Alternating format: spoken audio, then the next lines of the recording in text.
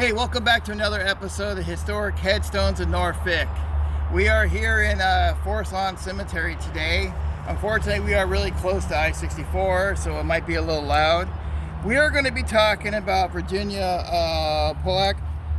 She created the first metal covering for a human head for people that came back from the war, World War II.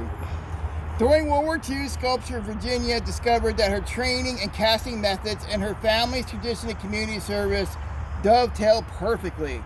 Working with plastic surgeons at Halloran Hospital in Staten Island, she not only developed a superior modeling material for reconstructive surgery, but also modeled plates for skull replacements from difficult Tantalum metal, which is really hard to shape, but it's perfect for the human head.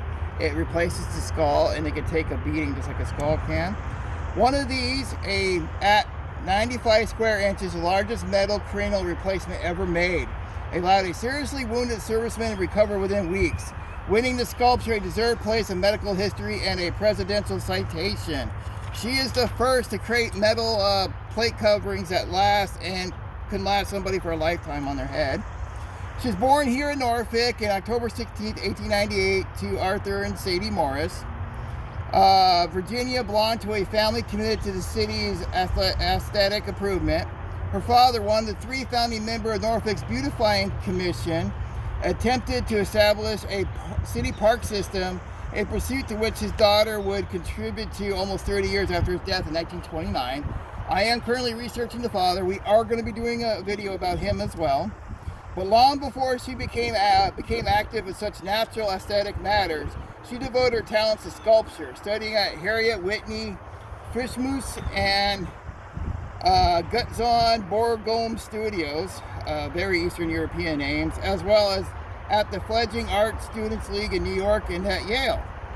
Her own professional ambitions were sidelined, however, by her father's death, and Virginia returned to Norfolk to assume the director's post at his women's clothing firm, the House of Arthur Morris. She left there in January 1939 to marry Leo Pollak, an engineer whose New Jersey company would soon be manufacturing precision aviation and marine instruments for World War II.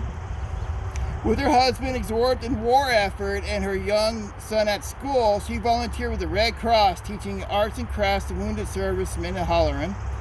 Her companion in this research, the Viennese artist Alfred Wolkenberg, later joined her in forming Alva Studios, which created high-quality sculpture replicas from originals in major museums. After the war, while visiting flower shows with her husband, a passionate gardener and president of the De La Society of America, she turned her attention to the possibility of such reproductions for public consumption. Though these pieces were intentionally created for gardens and smaller museums, in the post-war years of the Marshall Plan, portrait busts of the nation's first leaders were commissioned by the government for international embassies. She helped create those. Although she was appointed by President Kennedy to his Commission for Employment of the Handicapped and to the advisory councils of the Planned Kennedy Center and the Smithsonian Institution, she found time in the 1970s to complete her father's dream for Norfolk's beautification. Chairing the Fine Arts Commission, she created an outdoor sculpture museum at the Biological Gardens, which wraps around the region's largest airport near Chesapeake Bay. Weathered figures scattered throughout the lush plantings in the Avenue of American Naval Heroes was done by her. The site for the city's NATO-sponsored Azula Festival are a legacy left by the artist who lived in New York City until her death on January 4th, 1967, whose heart never really left the city of her birth, Norfolk. And she's buried here in Forest Lawn. So she's known for a lot of stuff. She's a famous sculptor. She has a lot of works across the world.